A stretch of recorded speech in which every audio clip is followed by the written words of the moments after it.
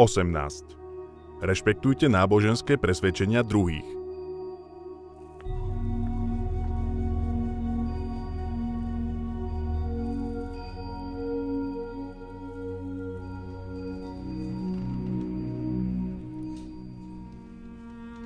Tolerancia je dobrým základným kameňom, na ktorom sa dajú budovať medziľudské vzťahy.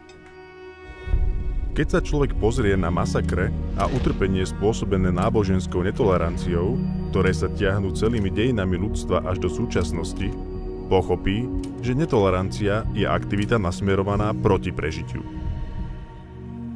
Náboženská tolerancia neznamená, že človek nemôže vyjadriť svoje vlastné vyznanie. Znamená to, že snahy podkopať či napadnúť náboženské presvedčenie a vyznania druhých boli vždy rýchlou cestou do ťažkostí. Filozofovia z dôb starovekého Grécka zvádzali medzi sebou boje o povahe Boha, človeka a vesmíru. Názory autorít prichádzajú a odchádzajú. Práve dnes sú v móde filozofie mechanizmu a materializmu. Staré ako sám staroveký Egypt a Grécko. Pokúšajú sa hlásať, že všetko je hmota a prehliadajú skutočnosť, že nech už sú ich vysvetlenia evolúcie akokoľvek uhladené, stále nevylučujú existenciu ďalších faktorov, ktoré by mohli zohrávať nejakú úlohu a ktoré by mohli vec, ako je napríklad evolúcia, len používať. Toto sú dnes oficiálne filozofie a dokonca sa vyučujú na školách. Majú svojich vlastných fanatikov, ktorí napádajú presvedčenia a náboženstva druhých.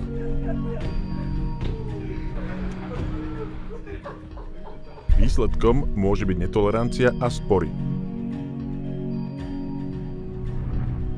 Keďže už od 5. storočia pred Kristom, alebo ešte skôr, sa ani tie najbystrejšie hlavy nikdy nedokázali zjednotiť v otázke náboženstva a antináboženstva, táto oblasť sa stala oblasťou bojov medzi ľuďmi, od ktorej je rozumnejšie držať ruky preč.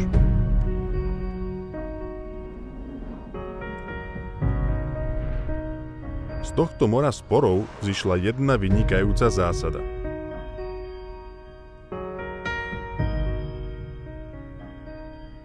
Právo na vlastnú vieru.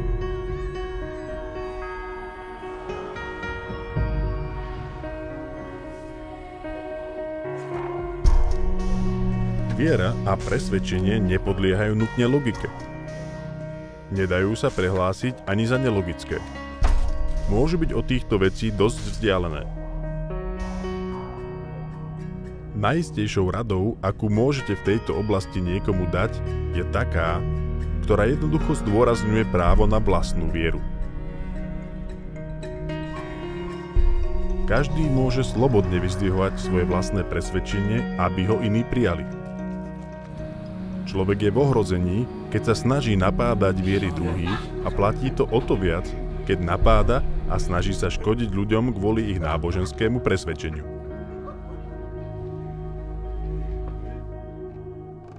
Človek nachádzal vo svojich náboženstvách mnoho útechy a radosti od počiatku svojho druhu.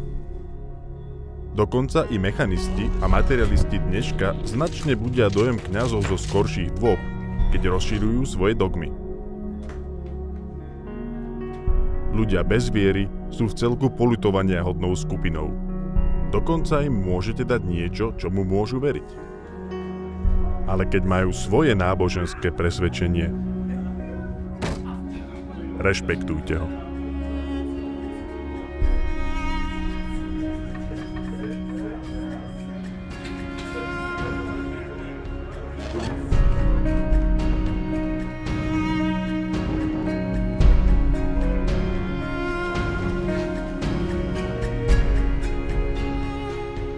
Cesta ku šťastiu sa môže stať problematickou, keď človek nerešpektuje náboženské presvedčenia druhých.